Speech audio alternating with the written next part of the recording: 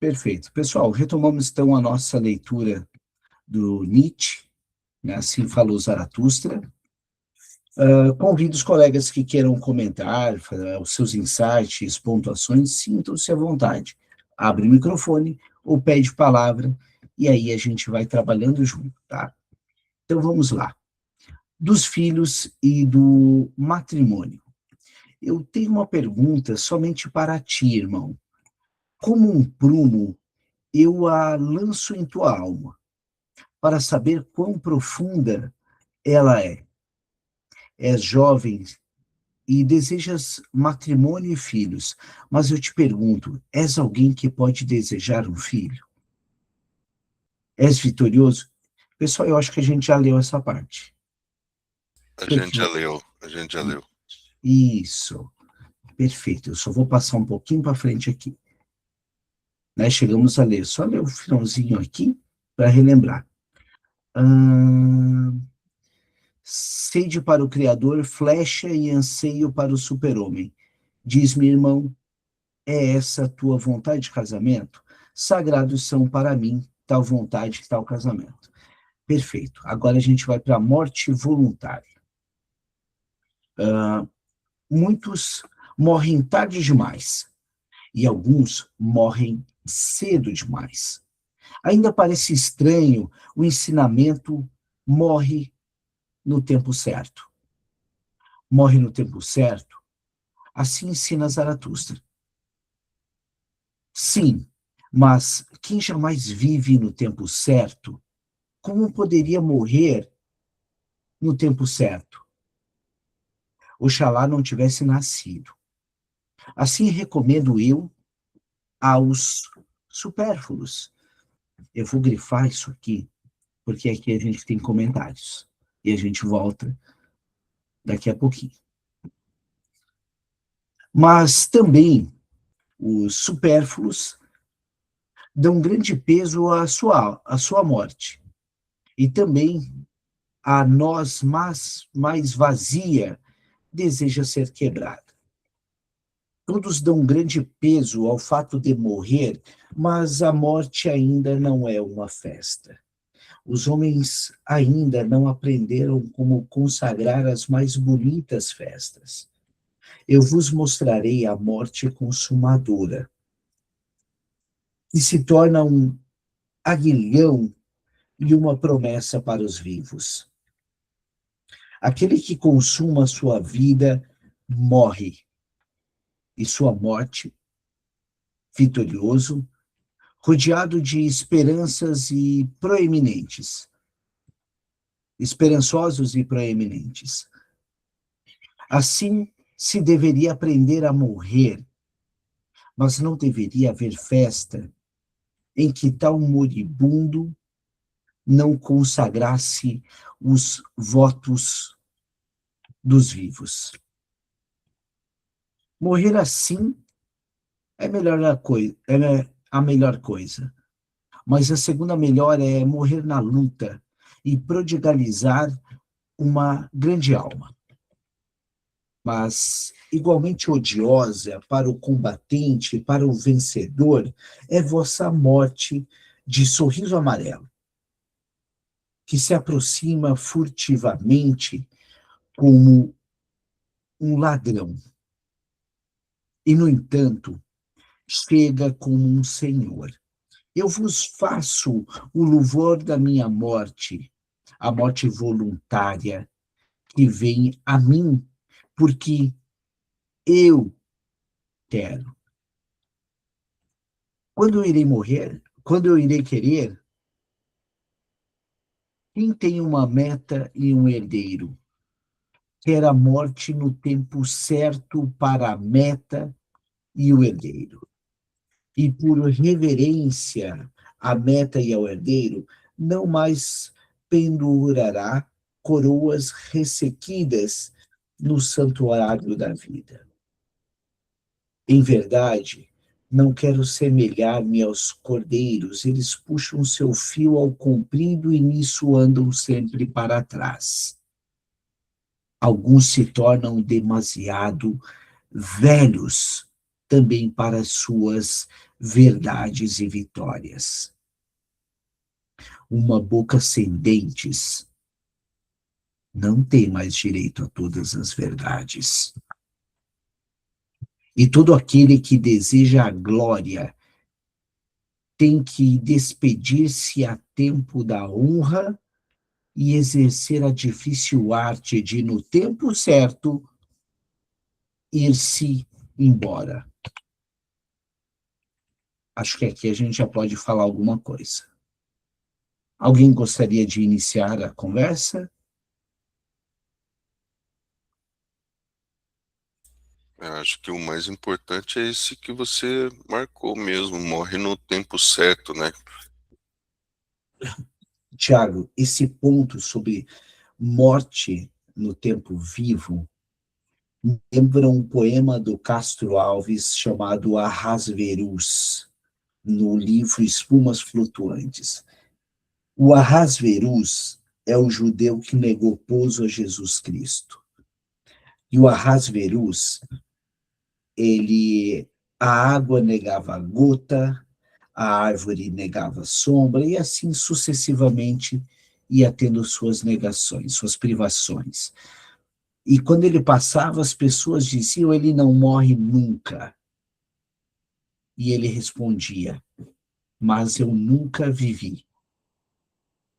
Né? Então, ele faz o correlato com o gênio, mas linkando com essa questão, nós temos muito na clínica, se nós formos pelo viés estruturalista, na neurose obsessiva, essa aversão a ter que encarar o seu desejo, sua procrastinação, né? Ficar encontrando tantas formas de não se ater, né?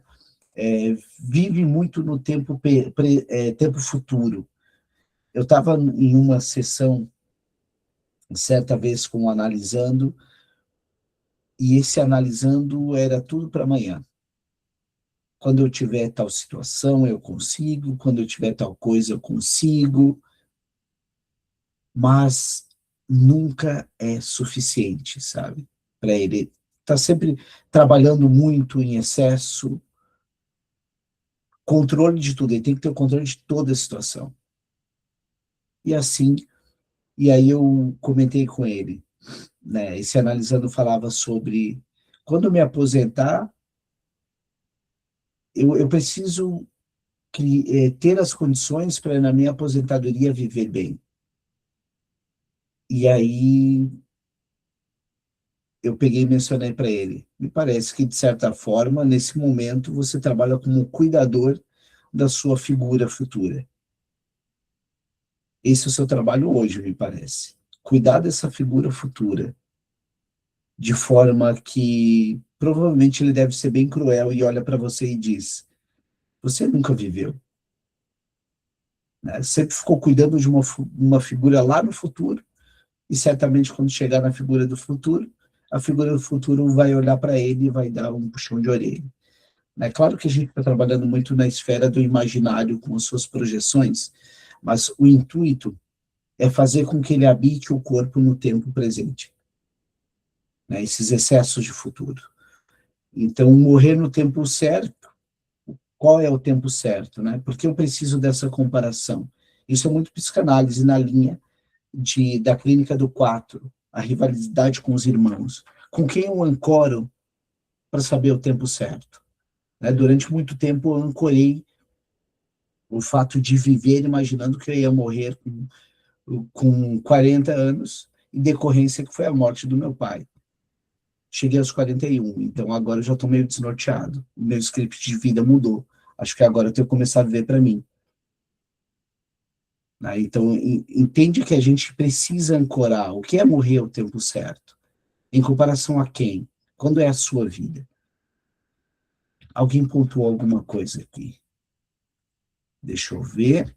Para Nietzsche, o maior inimigo não é o outro, é o você de ontem. Bem, exatamente isso, Patrícia.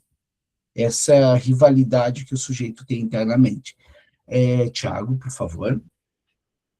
E é interessante porque eu estava até conversando com o Diego, não sei se ele ouviu os áudios, que eu mandei pela manhã, a gente estava falando mais ou menos sobre isso, e sobre essa morte no tempo certo, e o quanto o ser humano ele vive no modo automático, no piloto automático, no inconsciente, e a gente, como psicanalista, né, a gente trabalha diretamente aí com o inconsciente e traz o inconsciente para a consciência. Então é muito sobre, de certa forma, o nosso trabalho é muito sobre trazer a vida do inconsciente para o consciente, para se É, viver no momento certo e se morrer no momento certo.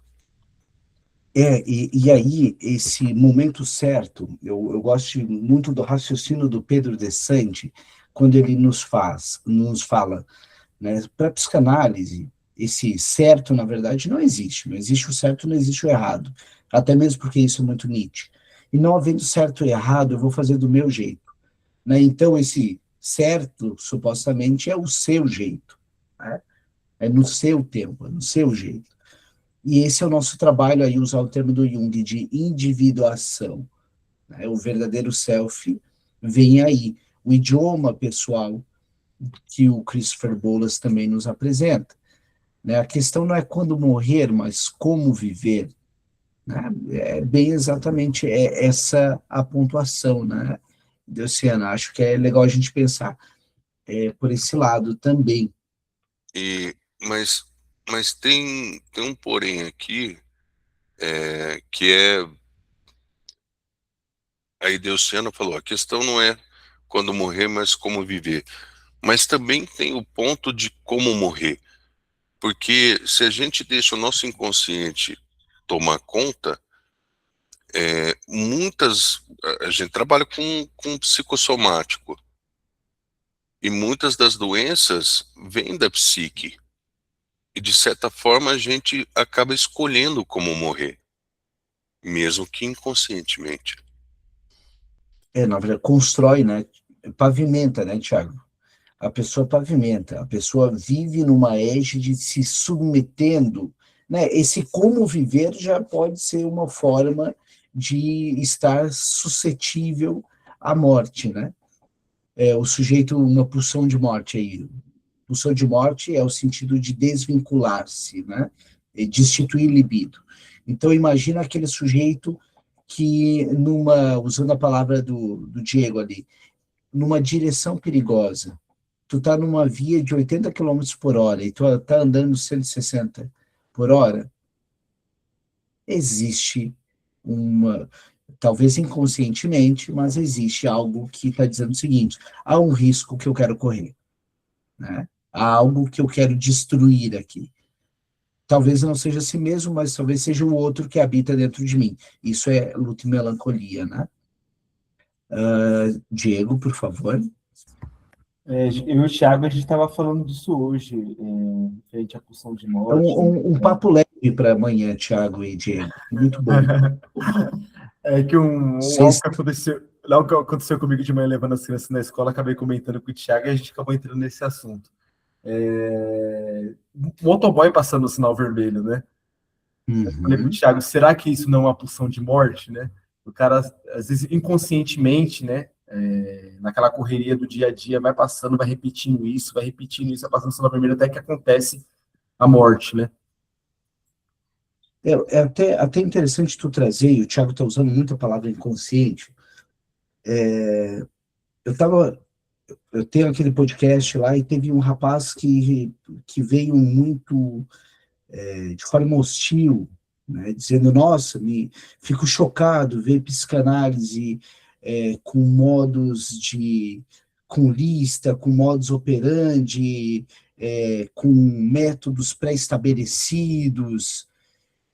E aí, de uma forma cordialmente ácida, eu disse para ele: olha, só leia o título. O título está dizendo psicodinâmica e não psicanálise. Né? A psicodinâmica é um outro viés, não é psicanálise. Então, nota que, quando eu quero te atacar, o sujeito nem lê o título. Mas por que eu fiz esse link?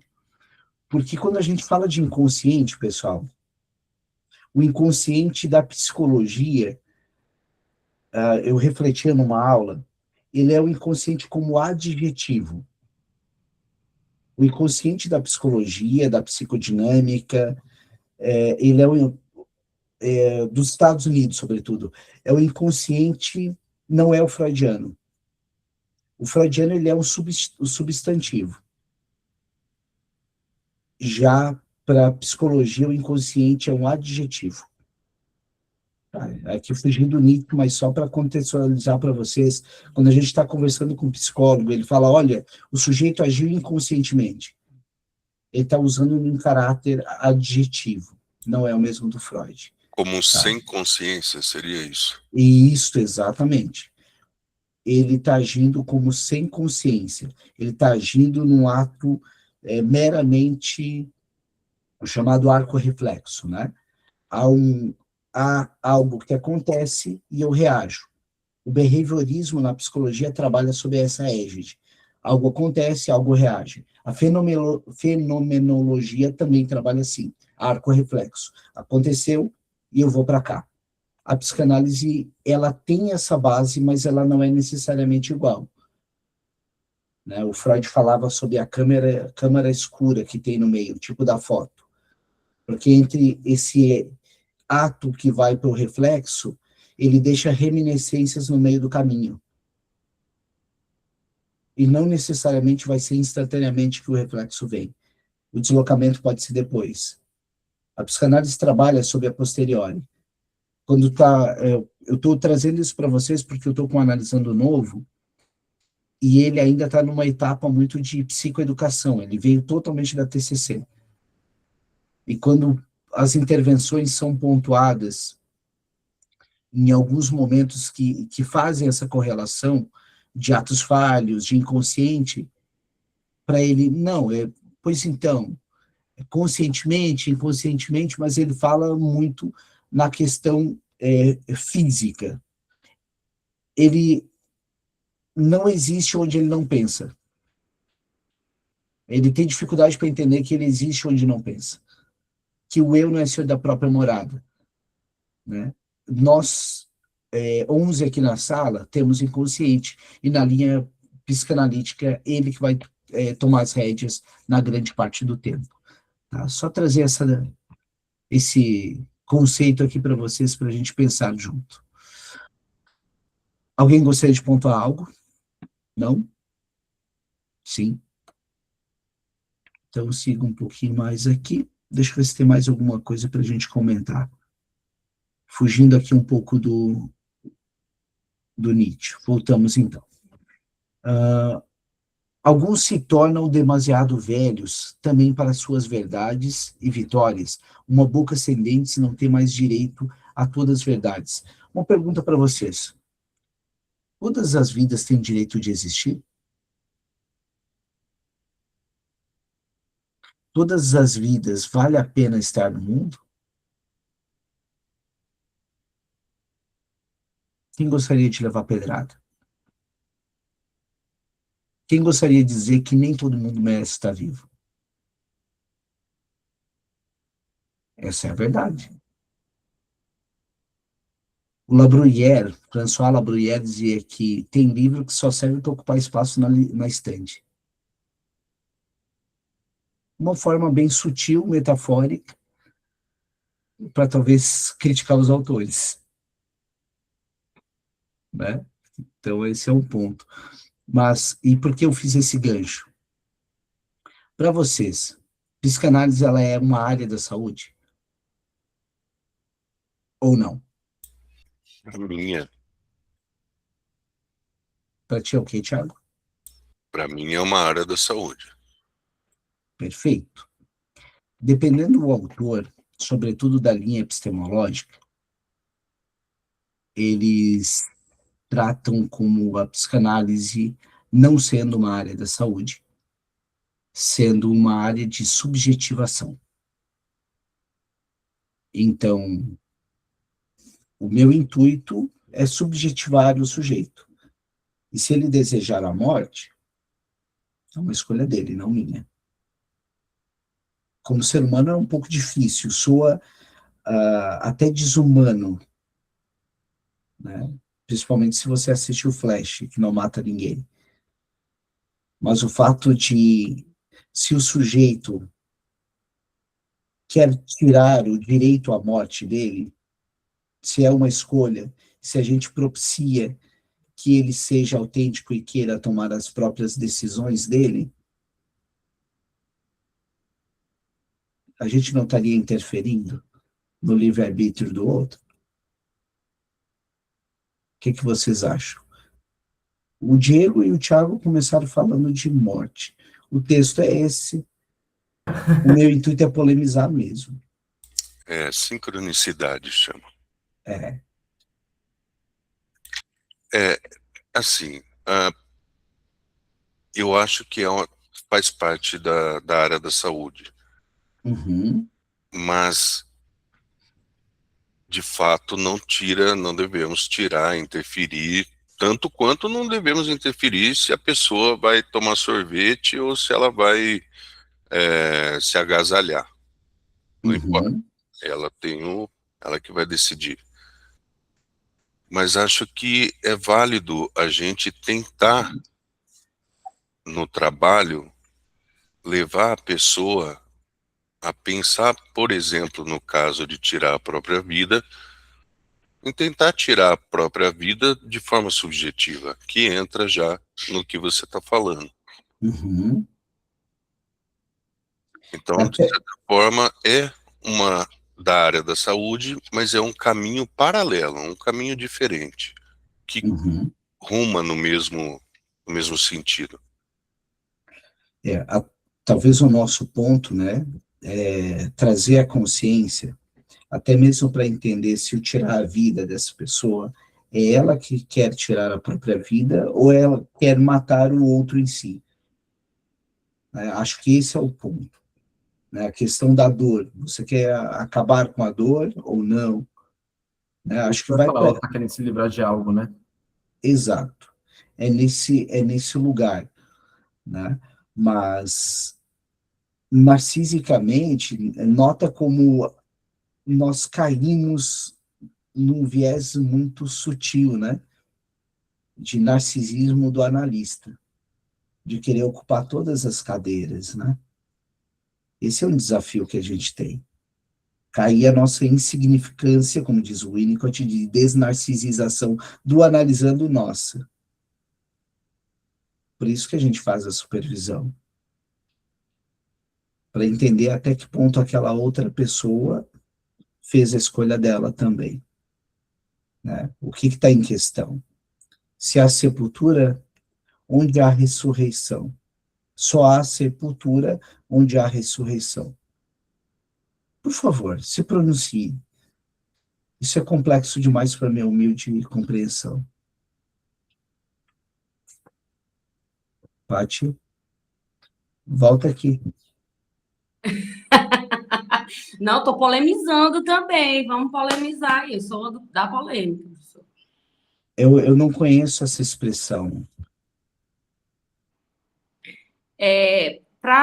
Eu acredito, ele traz essa. Eu acho que Nietzsche traz essa perspectiva, né, de que matar essa morte seria um matar essas ideias, um matar esse eu antigo, essa casca, né? Para poder, eu acho que essa morte mais ou menos é isso, é matar esse eu antigo para ter um novo eu, né? Para ter uma nova experiência, uma nova perspectiva. Perfeito. Olha que fantástico isso. Aí, só da forma que a Paty falou, a gente já pode ver a capacidade de subjetivação dela. Né? Uma análise selvagem, mas no sentido de brincadeira, psicótica ela não é. Ela consegue trabalhar metáfora. Né? O quanto é importante durante a clínica, qual é o tipo de metáfora que a gente usa? Ela conseguiu trabalhar numa metáfora, então nota a subjetivação. Esse é o trabalho que a gente faz uma análise.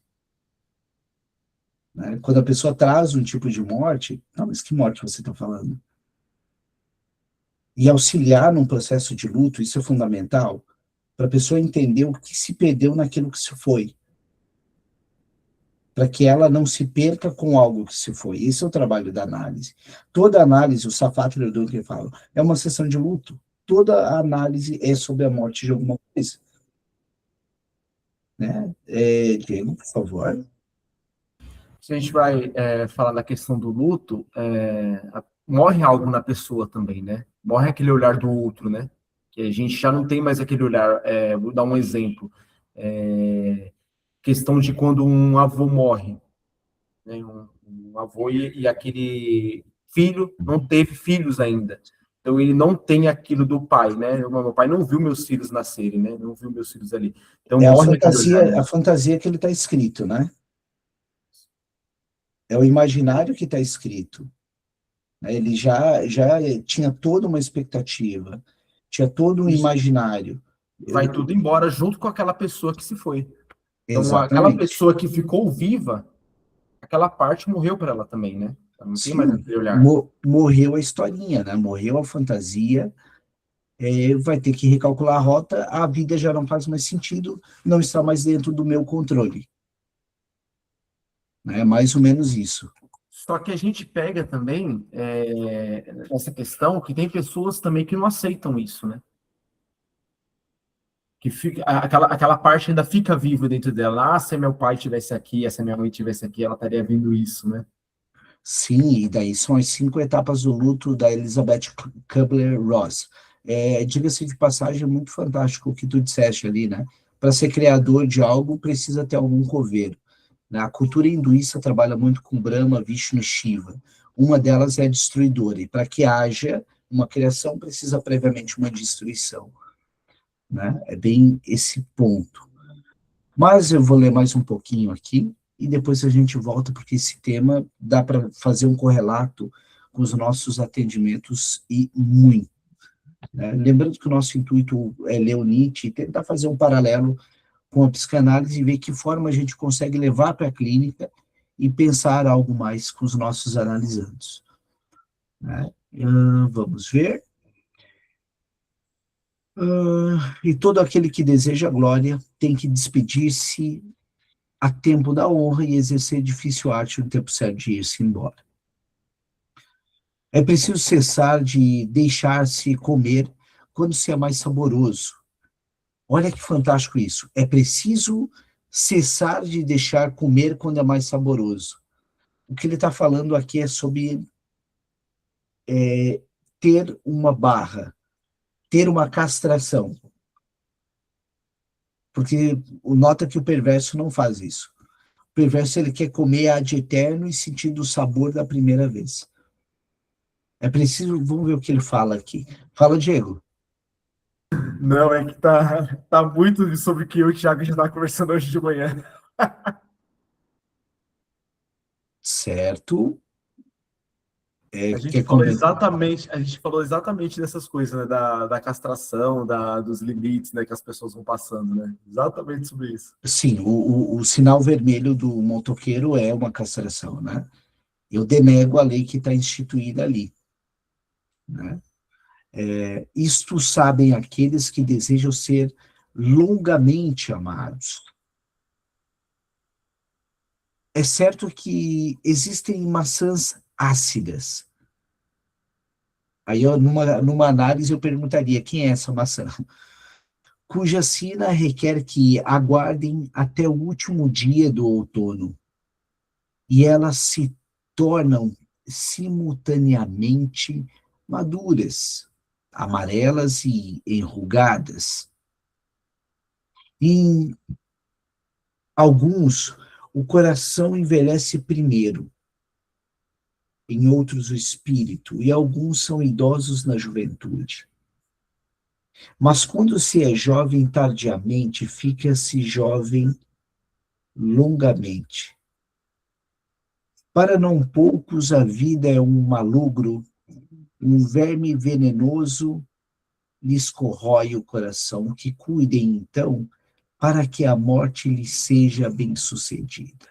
Muitos não chegam a ficar doces. Apodrecem já no verão. O que os prende ao galho é a covardia. São demasiados os que vivem e, por tempo demais, permanecem presos aos seus galhos. Que venha uma tempestade e arranque da árvore tudo que é podre e bichado. Que venham os pregadores da morte rápida. Seriam para mim os verdadeiros temporais a sacudir as árvores da vida. Mas ouço apenas pregarem a morte lenta e a paciência com tudo terrestre. Nietzsche era um psicanalista grosseiro. Irmãozinho, é linha Schopenhauer, né? É aquele que pega e diz, você tem até um certo sadismo na forma em que ele se porta, né? Há uma certa objetificação daquele outro, né? Ele chega e, como você vai receber, você não é sujeito. Dê conta. É mais ou menos isso. Ou pressupõe que o sujeito do outro lado seja bem resolvido. Ele bate, como o outro recebe, é problema dele. Pregar em morte lenta e paciência terrestre. Vós pregais paciência com o que é terreno, mas o é terreno que tem demasiada paciência convosco, blasfemadores. Em verdade, morreu cedo demais aquele hebreu que é honrado pelos pregadores da morte lenta. E para muitos foi uma fatalidade, desde então que ele morresse cedo demais. Ainda conhecia apenas lágrimas e a melancolia do hebreu, juntamente com o ódio dos bons e justos. O hebreu Jesus, então, foi acometido pelo anseio da morte. Tivesse ele permanecido no deserto, longe dos bons e justos, talvez tivesse aprendido a viver e aprendido a amar a terra. E também o riso. Crede em mim, irmãos. Ele morreu cedo demais. Ele próprio teria renegado sua doutrina se tivesse alcançado a minha idade. Era nobre o bastante para renegá-la. Quando eu leio esse trecho, não sei se vocês tiveram a oportunidade de ler sobre o Menino Jesus, o poema do Alberto Caeiro, heterônimo do Fernando Pessoa. Alguém de vocês já leu?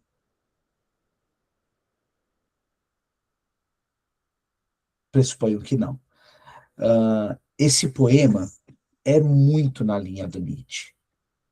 Agora vocês imaginem, esse poema, o Fernando Pessoa, que no caso é o Caeiro, diz que o menino Jesus, ele rouba no baú dos milagres 3 milagres.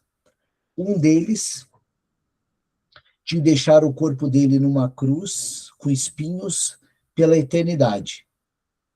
O segundo milagre